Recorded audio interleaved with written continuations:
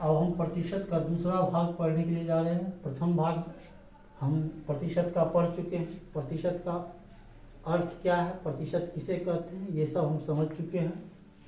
अब प्रतिशत पर आधारित कुछ महत्वपूर्ण प्रश्नों को हम देखते हैं। एक ट्रिक के अंतर्गत हम प्राय 80% प्रॉब्लम को सॉल्व कर लेंगे। अब ये ट्रिक क्या है ये हम देख रहे हैं।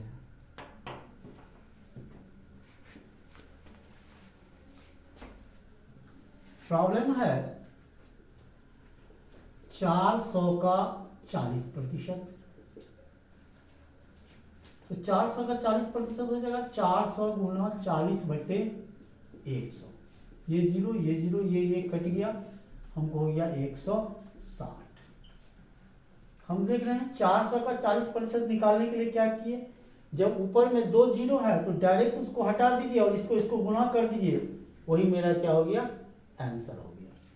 दूसरा है 400 का x% बराबर 160 और तीसरा होता है x का 40% बराबर 160। ये 3 प्रॉब्लम पर हम प्रतिशत का 80% प्रॉब्लम को सॉल्व कर लेंगे। बाकी 20% जो मेरा प्रॉब्लम बचेगा वह ट्रिक पर चला जाएगा। तो पहला है 400 का 40%। तो 400 का 40% हमने निकाल लिया। का अर्थ क्या होता है, गुना। तो 400 गुना 40 और प्रतिशत का बट्टा 100, ये कट गया और हमको 400 का 16 160 आ गया। अब इसमें हम देख रहे हैं कि अगर ऊपर में 2 जीरो है तो डायरेक्ट हम आंसर कर सकते हैं। 2 जीरो को हटा के और इसको गुना करके डायरेक्ट 160 हम ला सकते हैं। अब इस पर सवाल क्या बनेगा कि किसी विद्यालय में 400 छात्र हैं, इनमें से 40% लड़कियां हैं। ये 40% क्या है, लड़कियां हैं। तो पहला क्वेश्चन है लड़कियों की संख्या क्या है, दूसरा है लड़कों की संख्या क्या है।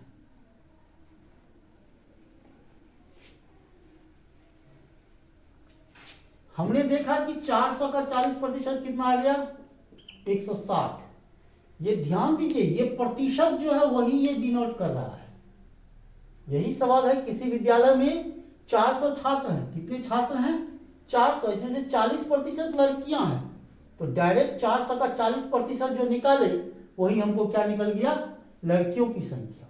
अगर हमको लड़कों की संख्या कह दे तो 40% हमको लड़की है, लड़कियां हैं, तो 100 में से 40 हम घटा देंगे, हमको हो गया 60%। और ये 400 का 60% जो निकलेगा वही हमको क्या निकल जाएगा, लड़कों की संख्या। डायरेक्ट ये 2 जीरो हटा दिए, 6 का 24, 240 हमको क्या हो गया, लड़कों की संख्या। अब एक चीज और ध्यान देना है, या तो आप 160 हमको लड़कियां निकल गया तो 400 में से 160 को घटा लेंगे तो भी हमको लड़कों की संख्या निकल जाएगी। इस टाइप पर कई ढंग के आपको प्रश्न आएंगे। किसी गांव की जनसंख्या 5000 है, उसमें से 40% व्यक्ति बीमार हो गए, तो बीमार व्यक्तियों की संख्या, जो प्रतिशत है वही उसका निकलेगा। यहां फर्स्ट जगह मेरा कुल का दिखाता है, फर्स्ट जगह क्या है, कुल, और ये प्रतिशत जो डिनोट करता है यहां जो है वही। अगर 40% हमको बीमार व्यक्ति है तो 400 का 40% जो निकलेगा वो हमको बीमार व्यक्ति निकलेगा। किसी बगीचे में 400 पौधे हैं, उसमें से 40% पौधे सूख गए, तो सूखे हुए पौधों की संख्या क्या होगी, 400 का जो 40% निकालेंगे वही हमको सूखे हुए पौधों की संख्या निकलेगा। कहेगा अच्छे पौधों की संख्या क्या है, या तो आप 400 में से इसका 160 है, इसको घटा दीजिए, अच्छे पौधों की संख्या निकल जाएगी। अन्यथा 40% है तो 100 में से 40 घटा देंगे, हमको 60 निकल जाएगा। तो 400 का 60% जो है हमको अच्छे पौधों की संख्या आ जाएगी। किसी विद्यालय में 400 छात्र हैं, उसमें से 40% छात्र विद्यालय नहीं आए, तो विद्यालय नहीं आने वाले छात्रों की संख्या क्या है, विद्यालय आने वाले छात्रों की संख्या क्या है। तो इस ढंग से कई प्रकार के प्रश्न हमको बन सकते हैं। फिर इस ढंग से हमको प्रश्न को ढूंढ के निकालना है कि इस टाइप पर मेरा कौन कौन सा प्रॉब्लम हो सकता है। फिर इसी सवाल को हम थोड़ा सा चेंज कर रहे हैं। देखिए कह रहा है इसी में 400 का x प्रतिशत बराबर 160। पहले इसको हल करते हैं। 400 गुना x बटे 100 बराबर 160। ये 2 0 0 कट गया। 4x बराबर 160, तो x बराबर हो गया 160 बटे 4, 4 चौका 16, x बराबर 40%। हम इसमें क्या देख रहे हैं कि जब यहाँ 2 0 हो तो डायरेक्ट इसमें अगर हम भाग दे देते हैं तो ये परसेंटेज हमको निकल जाता है। यदि 2 0 हो तब कुल मेरा अगर 2 0 में आ रहा है तो यहां जो निकल रहा है उसमें अगर हम इस 4 से भाग दे देंगे तो डायरेक्ट मेरा आ जाएगा। अब हम देख रहे हैं ये बन गया। अब इस पर सवाल क्या बनेगा? यहां 40% तो आ गया। सवाल क्या बनेगा?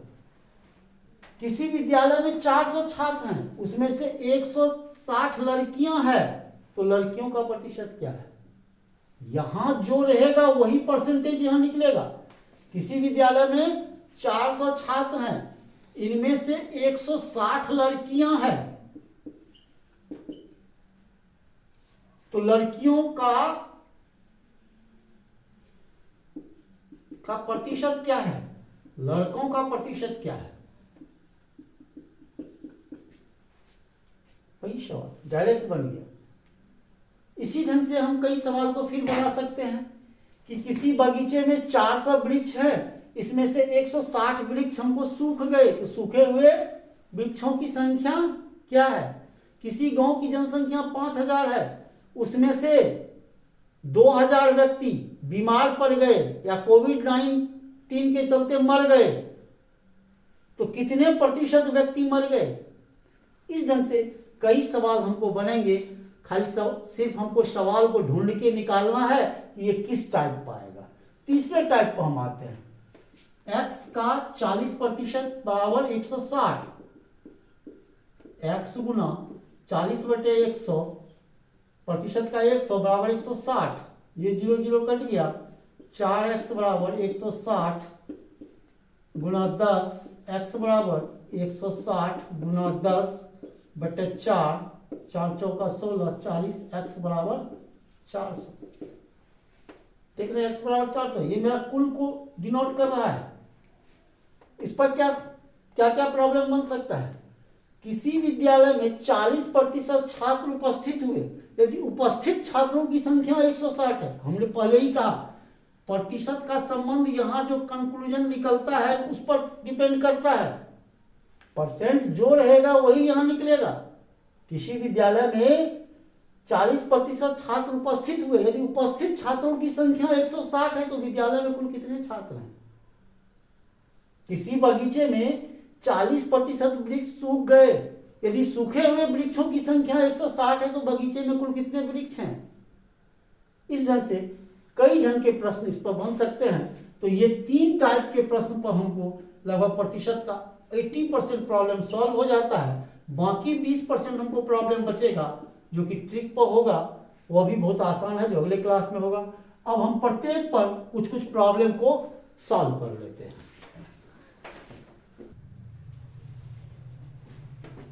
400 का 40% पर आधारित अब हम प्रश्न को देख रहे हैं। किसी कक्षा में 70 विद्यार्थी है, 20% विद्यार्थी अनुत्तीर्ण है। ये 20% जो है वही निकलेगा अनुत्तीर्ण है।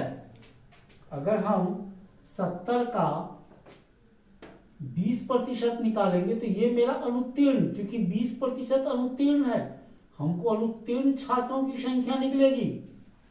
हमने अभी बार बार जोर दिया है, ये परसेंटेज जो है वही यहाँ रिजल्ट होता है। तो पहला क्वेश्चन है अनुत्तीर्ण छात्रों की संख्या। डायरेक्ट इसको फिर मौखिक अगर करेंगे तो 2 0 हट जाएगा, डायरेक्ट 14 आंसर हो गया।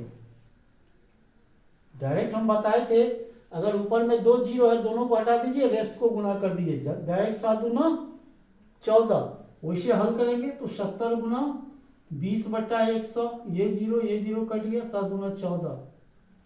फिर उत्तीर्ण बच्चों की संख्या अगर हमको कह दी तो 70 में से डायरेक्ट 14 घटा देंगे, ये हमको क्या निकल जाएगा 6 में से गया 5 56। सवाल ही बनाते हैं। 20% अनुत्तीर्ण है वो अनुत्तीर्ण माना हुआ फेल कर गया, किसी एग्जाम में वह फेल कर गया, तो उत्तीर्ण हमको कितना हो गया, 100 में से 20 घट जाएगा, 80%। 70 का 80% डायरेक्ट 5856। इस ढंग से हम सवाल को सॉल्व करेंगे। दूसरा का 60 विद्यार्थियों में से 40% विद्यार्थी को विज्ञान विषय रुचिकर लगता है, अच्छा लगता है। कितने विद्यार्थी हैं कुल, 60 का 40%। ये जो 60 का 40% निकलेगा वो हमको क्या निकलेगा, विज्ञान विषय में रुचिकर लगता है, यानी विज्ञान विषय उसको अच्छा लगता है। निकालना क्या है, उन विद्यार्थियों की संख्या बताइए जिन्हें विज्ञान में कम रुचि है। ये जो निकलेगा 60 का जो 40% निकलेगा वह निकलेगा कि विज्ञान में उसको रुचि है। यहाँ कह रहा है विज्ञान में रुचि नहीं है, तो नहीं है तो डायरेक्ट 100 में से हम 40 घटा देते हैं, ये 60%, तो 60 का 60% हो गया, हमको 6 के 36, 2 जीरो हट गया। इस ढंग से कई सवाल को हम सॉल्व कर लेंगे। थोड़ा सा इसको हमको ढूंढना है कि ये सवाल इस टाइप के हैं या नहीं। अब हम दूसरा टाइप पर चल रहे हैं, जिसे हम बताए थे 400 का x% बराबर 160। इस टाइप का हम प्रश्नों को ले रहे हैं। किसी वर्ग में 45 छात्र और 30 छात्राएं हैं, छात्र का प्रतिशत क्या है। सवाल को थोड़ा सा पढ़ के सोचिए। वर्ग में 45 छात्र और 30 छात्रा है, हम क्या करेंगे, 45 का x% बराबर 30। ऐसा नहीं होगा कभी, कारण क्या है, यह जगह जो है वह कुल का है, ये जगह मेरा क्या है, कुल कैपेसिटी का है, और ये परसेंट के साथ इसका संबंध है, प्रतिशत के साथ इसका संबंध है। छात्र 45 है तो हम यहां पर 45 तो दे सकते हैं, ये परसेंटेज तो निकलेगा, लेकिन यहां मेरा क्या होगा, कुल। जब भी होगा यहां मेरा कुल है, तो कुल मेरा ये दोनों को जोड़ेंगे तब हमको निकलेगा, यानी 45 और 30 75। ये 75 का x% बराबर हमको क्या होगा, 45। तो 75 का x% हम फिर निकाल लेंगे, 75 गुना x बटे 100 इक्वल टू 45। 25 किया 75, 25 चौका 100, 3x/4 इक्वल टू 45। 3x बराबर 45 गुना 4, x इक्वल टू 45 गुना 4/3, इतना परसेंट निकला।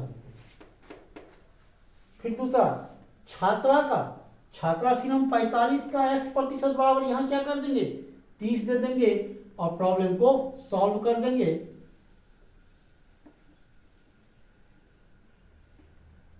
पचहत्तर का x%, 75 कुल, फिर हम कुल लेंगे, कुल का x% बराबर 30, ये हो गया 30, यहाँ हो जाएगा 30, ये 30 गुना 4, फिर यहाँ हो जाएगा 30 गुना 4 बट्टे 3, ये 40%।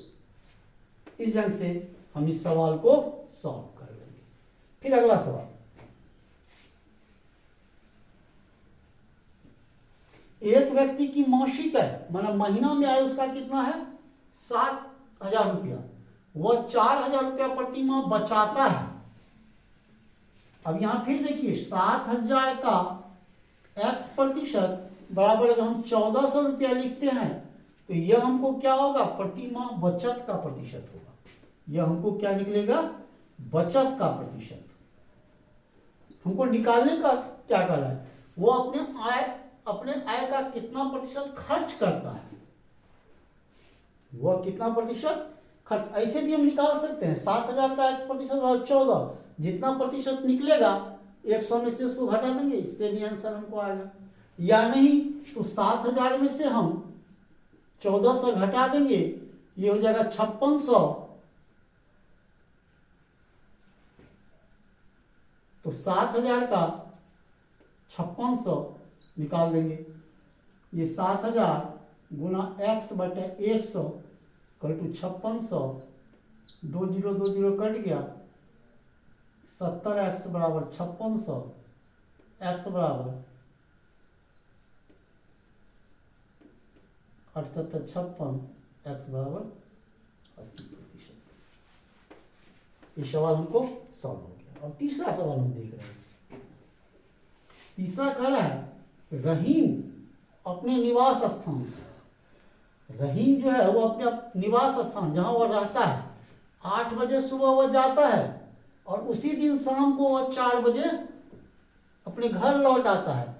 तो 24 घंटे का कितना प्रतिशत वह अपने निवास स्थान पर व्यतीत करता है? वह 8 बजे सुबह जाता है, 8 बजे सुबह वह निकल गया और आया कब? 4 बजे शाम में। तो घर से बाहर वह कितने देर रहा?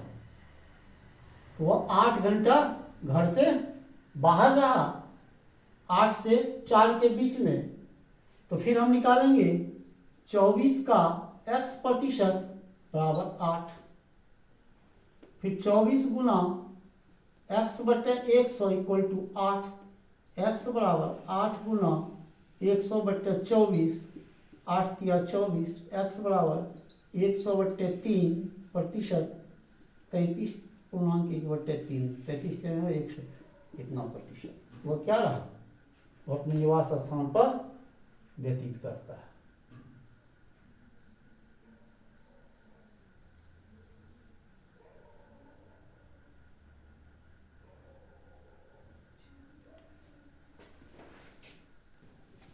तो ये जो हमको निकला 24 घंटे का कितना प्रतिशत वो निवास स्थान पर व्यतीत किया, मानो अपने घर पर रहा, ये हमको क्या निकला? 8 बजे सुबह गया, 4 बजे शाम में आया। ये कितने देर घर से बाहर रहा? तो 33.1/3 प्रतिशत वह क्या रहा? घर से बाहर रहा। घर पर कितना रहा? तो 24 घंटा में से 8 घंटा को हम घटा लेंगे, जो रेस्ट बचेगा तो 24 का x प्रतिशत बराबर वह हो जाएगा। और जो निकाल देंगे वही हमको क्या होगा? वह घर पर व्यतीत किया और रेस्ट जो हो गया ये घर से बाहर रहा। अब हम पढ़ेंगे बढ़त या घटत का। कहने का अर्थ है किसी कमीज का मूल्य 280 रुपया से घटकर 250 रुपया हो गया तो कितने प्रतिशत की कमी हुई, या किसी कमीज का मूल्य 250 रुपया से बढ़ के 280 रुपया हो गया तो कितने प्रतिशत की वृद्धि हुई। इस टाइप के प्रश्न को हम कैसे हल करेंगे ये देखते हैं। इसमें सबसे पहले ध्यान ये देना है कि दोनों का डिफरेंस अंतर निकाल लेंगे, कम हो या ज्यादा ये हमको ध्यान नहीं देना है। देना क्या है कि अंतर। तो 280 रुपया माइनस 250 रुपया ये हो गया हमको 30 रुपया।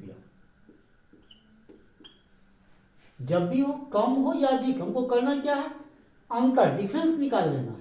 और जो मूल्य प्रारंभिक मूल्य है जिससे वह घटता है या बढ़ता है, जैसे किसी कमीज का मूल्य 280 रुपया से घट के 250 हो गया, प्रारंभिक मूल्य मेरा कितना है? 280। कुछ नहीं करना है, 30/280 गुना 100, बस इसको काट कूट देना है।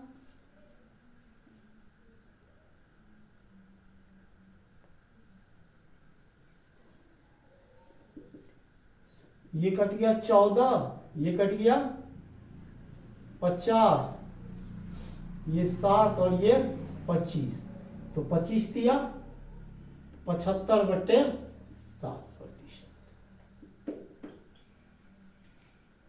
जो हमको घटा या बढ़ा उतना बटे जो प्रारंभिक मूल्य है।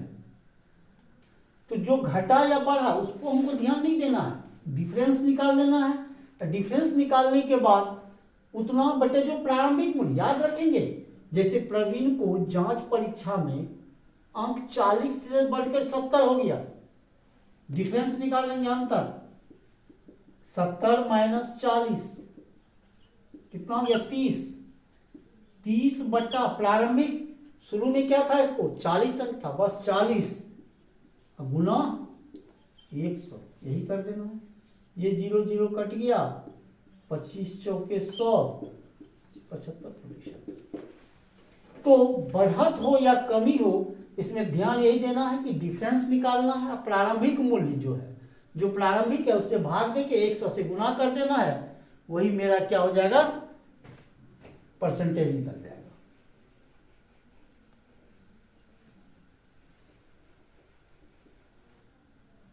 सवाल वही है, 400 का x प्रतिशत बराबर 160। इसी सवाल को पूछने का तरीका देखिए, 60 का 80 का 60 कितना प्रतिशत है? प्रश्न है 80 का 60 कितना प्रतिशत है। इसमें ध्यान देने वाली बात है, जहां पर का हो उसके आगे में प्रतिशत लगाइए। यानी कहने का अर्थ है 80 का x प्रतिशत इक्वल टू क्या हो गया मेरा 60। जहां का हो वहीं पर प्रतिशत लगेगा। जैसे 5 पैसा 1 रुपया का कितना प्रतिशत है, का के बाद हमको डायरेक्ट x लगा देना है, इसको सॉल्व कर लेना है। 80 गुना x बटे 100 इक्वल टू 60। ये 0 0 कट गया, ये 4 हो गया, ये 5 हो गया। 4x बटे 5 इक्वल टू 60। 4x बराबर 60 गुना 5, x बराबर 60 गुना 5 बटे 4, 15 चौके 60, 15 पचे 75। नेक्स्ट सवाल, फिर वही 5 पैसा 1 रुपया का। इसमें ये भी ध्यान देना, ये पैसा है और ये मेरा रुपया है, दोनों सेम राशि में होगा।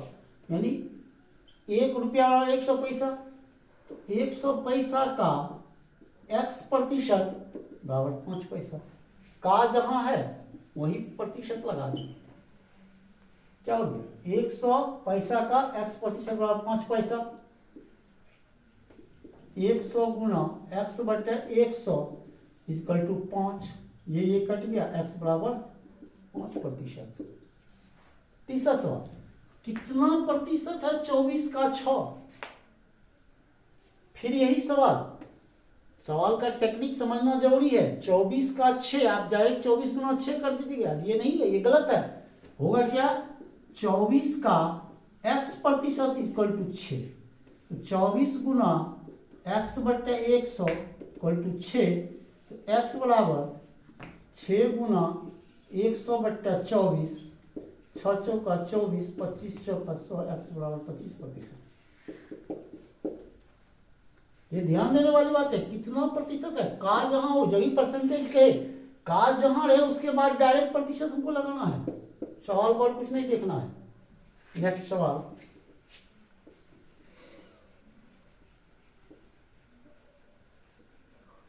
कह रहा है संख्या 10 से 34 के बीच आने वाले अभाज्य संख्याओं का प्रतिशत। सब उसी टाइप पर है। संख्या 10 से 34 के बीच कुल कितनी संख्या होगी, 10 से लेकर के 34 तक कुल 25 अंक होंगे। फिर कह रहा है आने वाले आभाज्य संख्या, अब 10 से 34 के बीच आभाज्य संख्याओं की संख्या कितनी होगी, हमको 7 होगी। 11 13 17 19 23 29 31 37 नहीं होगा, 34 तक। तो फिर क्या हो गया, 25 का x प्रतिशत इक्वल टू 7। 25 गुना x बटे 100 इक्वल टू 7। x बराबर 7 गुना 100 बटे 25, 25 चौका 100, x इक्वल टू 28 प्रतिशत। नेक्स्ट सवाल, कह रहा है 1 से लेकर 100 तक की संख्याओं में 11 के गुणजों का प्रतिशत क्या है। 1 से लेकर के 100 तक में 100 तो अंक हमको हो ही गया, और 11 का गुणज, 11 का 11 22 11 13 33। इस ढंग से हम क्या करेंगे, 100 का x प्रतिशत नोट हो जाएगा। 11 22 33 44 55 66 77 88 और 99 बराबर 9। 100 गुना x बटे 100 बराबर 9, ये कट गया, x बराबर 9 प्रतिशत। तो इस ढंग से हम देखते हैं, थोड़ा सा चेंज करने के बाद सवाल का चेंज हो जाता है।